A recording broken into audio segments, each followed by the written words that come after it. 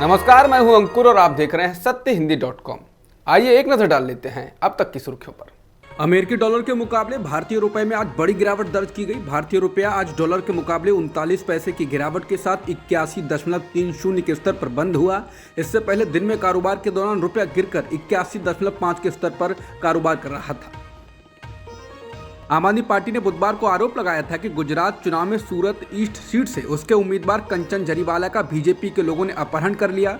दिल्ली सरकार के deputy CM Manish Sisodia ने बुधवार को प्रेस कॉन्फ्रेंस कर कहा था कि कंचन जरीवाला मंगलवार से गायब हैं, उनका फोन स्विच ऑफ आ रहा है और उनके परिवार के लोगों का भी कुछ पता नहीं चल रहा है। इसी तरह के आरोप मुख्यमंत्री अरविंद केजरीवाल व अन्य नेताओं ने भी लगाए, लेकिन आम आदमी पार्टी के तमाम नेताओं के द्वारा प्रेस कॉन्फ्रेंस करने के कुछ ही मिनटों के भीतर कंचन जरीवाला पुलिस सुरक्षा के बीच चुनाव आयोग के दफ्तर पहुंचे और उन्होंने अपना नामांकन वापस ले लिया। सिसोदिया ने आरोप लगाया था कि मंगलवार को कंचन जरीवाला जब अपने नामांकन की स्क्रूटनी के लिए चुनाव आयोग के दफ्तर गए थे तो बीजेपी के लोगों ने उन पर दबाव डाला कि वो अपना नामांकन वापस ले लें। वहीं केजरीवाल के द्वारा नामांकन वापस लेने की खबर के बाद सिसोदिया केंद्रीय चुनाव आयोग के दफ्तर पहुंचे और धरने पर बैठ गए। उन्होंने आरोप लगाया कि बीजेपी के लोगों ने कंचन जरीवाला का अपहरण करवाया और फिर पुलिस के दम पर नामांकन वापस करवाया। उन्होंने पूछा कि ऐसे में चुनाव का मतलब ही क्या बचा है। मोरबी पुल हादसे के मामले में आज गुजरात हाई कोर्ट में सिविक बॉडी को जवाब दाखिल करना था, लेकिन सिविक बॉडी ने अपना जवाब दाखिल करने के लिए 24 नवंबर तक का समय मांगा। इस दौरान अदालत ने सिविक बॉडी से कहा कि आज शाम 4:30 बजे तक मामले में जवाब दाखिल करें या 1 लाख रुपए का भुगतान करें। चीफ जस्टिस अरविंद कुमार और जस्टिस आशुतोष जे शास्त्री की बेंच ने मौखिक रूप से निकाय से कहा, इस मामले को हल्के में ना लें, आज शाम 4:30 बजे तक जवाबी हलफनामा दाखिल करें या 1 लाख रुपए का भुगतान करें। इसके बाद सिविक बॉडी ने बेंच को सूचित किया कि काउंटर आज शाम 4:30 बजे तक दायर किया जाएगा। बता दें, हाई कोर्ट के कल के आदेश के अनुसार आज सिविक बॉडी कोर्ट के सामने पेश हो रही थी, जिसमें कोर्ट ने मौखिक रूप से टिप्पणी की थी कि बॉडी स्मार्ट एक्ट कर रही है, क्योंकि ये नवंबर 7 को नोटिस दिए जाने के बावजूद कोर्ट के सामने पेश नहीं हो रही है। वरिष्ठ कांग्रेस नेता अजय माकन ने राजस्थान कांग्रेस के प्रभारी का पद छोड़ दिया है। बताया जा रहा है कि वो राजस्थान में सितंबर में हुए घटनाक्रम के बाद बागी विधायकों के खिलाफ कार्रवाई न होने से नाराज थे। बताना होगा कि कांग्रेस अध्यक्ष बनने से पहले जब मल्लिकार्जुन खड़गे और अजय माकन जब सितंबर में बतौर पर्यवेक्षक राजस्थान पहुंचे थे तो उन्हें बेहद खराब अनुभव से गुजरना पड़ा था। जयपुर में बुलाई गई कांग्रेस विधायक दल की बैठक में गहलोत समर्थक विधायक नहीं पहुंचे थे। इन विधायकों ने बैठक में पहुंचने के बजाय कैबिनेट मंत्री शांति धारीवाल के आवास पर बैठक की थी और फिर स्पीकर सीपी जोशी को अपने इस्तीफे सौंप दिए थे। ऐसे विधायकों की संख्या 100 के आसपास बताई गई थी। इसके बाद कांग्रेस हाईकमान ने सख्त एक्शन लेते हुए गहलोत के समर्थकों शांति धारीवाल, महेश जोशी और विधायक धर्मेंद्र राठौड़ को कारण बताओ नोटिस जारी किया था। एनडीटीवी ने सूत्रों के हवाले से बताया है कि अजय माकन चाहते थे कि बगावत करने वाले विधायकों के खिलाफ कार्रवाई हो, लेकिन ऐसा नहीं हुआ और इसके बाद उन्होंने कांग्रेस प्रभारी के पद से इस्तीफा देने का फैसला किया। अजय माकन ने महेश जोशी, धर्मेंद्र राठौड़ और शांति धारीवाल के खिलाफ कार्रवाई की मांग की थी। बुधवार को इंडोनेशिया के राष्ट्रपति जोको विडोडो ने आधिकारिक तौर पर भारत को G20 की अध्यक्षता सौंपी। बता दें, अगले साल G20 शिखर सम्मेलन भारत में होने जा रहा है और इसकी अध्यक्षता भारत को मिली है। वहीं पीएम मोदी ने G20 के समापन पर कहा कि अगले 1 साल में हमारा प्रयास होगा कि हम G20 की सामूहिक कार्रवाई को गति देने के लिए एक वैश्विक प्रस्तावक के रूप में काम करें। हमें G20 एजेंडा में महिलाओं के नेतृत्व के विकास को प्राथमिकता देनी होगी।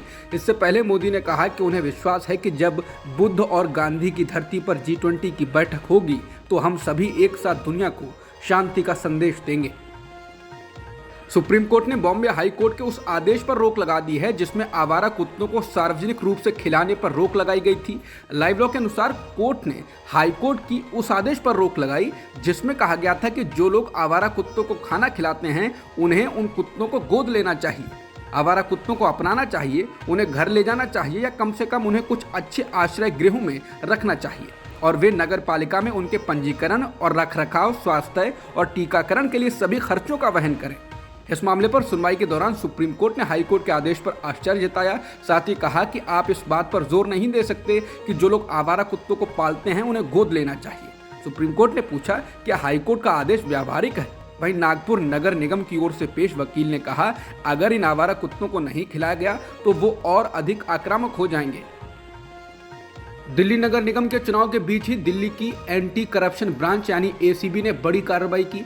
एसीबी ने एमसीडी चुनाव में टिकट के बदले पैसे मांगने के आरोप में बुधवार को आम आदमी पार्टी के विधायक अखिलेश पति त्रिपाठी के बहनोई समेत 3 लोगों को गिरफ्तार किया है। न्यूज एजेंसी एएनआई के मुताबिक आम आदमी पार्टी की कार्यकर्ता शोभा खारी ने पार्टी से एमसीडी चुनाव में टिकट देने की मांग की थी। उनके पति गोपाल खारी ने आरोप लगाया है कि विधायक त्रिपाठी ने टिकट देने के बदले 90 लाख रुपए देने की मांग की। गोपाल खारी ने इस मामले में दी शिकायत में कहा है कि उन्होंने अखिलेश पति त्रिपाठी को 35 लाख जबकि वजीरपुर सीट से आम आदमी पार्टी के विधायक राजेश गुप्ता को 20 लाख रुपए रिश्वत के तौर पर दिए। अखिलेश पति त्रिपाठी दिल्ली की मॉडल टाउन सीट से विधायक हैं। बता दें एमसीडी के चुनाव के लिए 4 दिसंबर को मतदान होगा और नतीजे 7 दिसंबर को आने हैं। छत्तीसगढ़ के आदिवासी बहुल इलाकों में आरएसएस प्रमुख मोहन भागवत कार्यक्रम कर रहे हैं। इस दौरान मंगलवार को उन्होंने एक बार फिर सभी भारतीयों का डीएनए एक होने की बात दोहराई। सरसंघचालक मोहन भागवत ने कहा कि भारत में रहने वाला हर व्यक्ति हिंदू है और सभी भारतीयों का डीएनए एक है। उन्होंने कहा कि किसी को भी भगवान की प्रार्थना करने के तरीकों को बदलने की जरूरत नहीं है क्योंकि सब रास्ते एक ही ओर जाते हैं। उन्होंने छत्तीसगढ़ के अंबिकापुर में ये बात कही। आरएसएस प्रमुख ने कहा कि विविधता में एकता भारत की सदियों पुरानी विशेषता है। एकमात्र हिंदुत्व नाम का विचार दुनिया में ऐसा है जो सभी को साथ लेने में विश्वास करता है। उन्होंने कहा कि हम 1925 से कह रहे हैं कि भारत में रहने वाला हर व्यक्ति हिंदू है। जो लोग भारत को अपनी मातृभूमि मानते हैं और विविधता में एकता की संस्कृति के साथ रहना चाहते हैं और इस दिशा में प्रयास करते हैं, चाहे वो किसी भी धर्म, संस्कृति, भाषा और विचारधारा का पालन करते हों, वो हिंदू हैं। उन्होंने कहा कि हर भारतीय जो 40,000 साल पुराने अखंड भारत का हिस्सा है, उसका डीएनए एक है। हमारे पूर्वजों ने सिखाया था हर किसी को अपने विश्वास और रीति रिवाजों पर टिके रहना चाहिए और दूसरों के विश्वास को बदलने की कोशिश नहीं करनी चाहिए। सिख गुरुद्वारा प्रबंधक कमेटी यानी एसजीपीसी ने कहा है कि बीजेपी और राष्ट्रीय स्वयंसेवक संघ यानी आरएसएस सिखों के मामलों में बेवजह दखल न दें। इस संबंध में मंगलवार को एसजीपीसी की ओर से संघ प्रमुख मोहन भागवत को एक पत्र लिखा गया है। अकाल तख्त की ही तरह एसजीपीसी सिखों की सर्वोच्च धार्मिक संस्था है और ये कई राज्यों के गुरुद्वारों का प्रबंधन करती है। हाल ही में एसजीपीसी का चुनाव हुआ था। इस चुनाव के दौरान भी अकाली दल ने आरोप लगाया था कि बीजेपी नेता इस चुनाव में अकाली दल बादल की बागी नेता बीबी जगीर कौर का समर्थन कर रहे थे। चुनाव में अकाली दल को जीत मिली। एसजीपीसी के महासचिव गुरुचरण सिंह ग्रेवाल ने चिट्ठी में एसजीपीसी के चुनाव में दखल दिए जाने का जिक्र किया। पत्र में लिखा गया है कि 9 नवंबर को हुए एसजीपीसी के वार्षिक चुनाव में बीजेपी के नेतृत्व वाली केंद्र सरकार का दखल साफ दिखाई दिया। ग्रेवाल ने चिट्ठी में लिखा है कि संवैधानिक पदों पर बैठे बीजेपी के नेताओं ने एसजीपीसी के चुनाव में सीधी दखलंदाजी की। उन्होंने लिखा है एसजीपीसी ने कभी भी किसी भी अन्य धर्म और मत के मामले में हस्तक्षेप नहीं किया है और हमेशा सभी के कल्याण के लिए काम किया। एसजीपीसी महासचिव ने संघ प्रमुख को संबोधित करते हुए लिखा है, जो कुछ हो रहा है अगर आपको उसकी जानकारी नहीं है तो आपको तुरंत इस मामले में हस्तक्षेप करना चाहिए और अगर आपको इसकी जानकारी है तो ये संघ के लिए अपनी विचारधारा के बारे में सोचने का सही समय है क्योंकि इससे बहुसांस्कृतिक और बहुधार्मिक समाज के आपसी धार्मिक संबंधों में दरार पैदा हो रही है और इस बात का डर है ये भविष्य में और गहरी हो सकती है। पत्र में उम्मीद जताई गई है कि संघ प्रमुख इस बारे में विचार करेंगे। अमेरिका के पूर्व राष्ट्रपति डोनाल्ड ट्रंप ने 2024 के राष्ट्रपति चुनाव के लिए पर्चा दाखिल कर दिया है। ट्रंप ने खुद को राष्ट्रपति पद का उम्मीदवार घोषित करने के साथ ही चुनाव अभियान भी शुरू कर दिया। ट्रंप ने मंगलवार रात को अपनी उम्मीदवारी का ऐलान करते हुए कहा कि अमेरिका को एक बार फिर से महान देश बनाने के लिए वो अमेरिका के राष्ट्रपति के चुनाव में उतर रहे हैं। ट्रंप ने फ्लोरिडा के एक प्राइवेट क्लब में अपने समर्थकों को संबोधित करते हुए कहा कि वो पूरी कोशिश करेंगे कि राष्ट्रपति जो बाइडेन अगला चुनाव न जीत सकें। उन्होंने कहा कि उनका पूरा चुनाव प्रचार मुद्दों पर आधारित रहेगा और जब तक अमेरिका को महान देश बनाने का उनका लक्ष्य हासिल नहीं हो जाता वो नहीं रुकेंगे।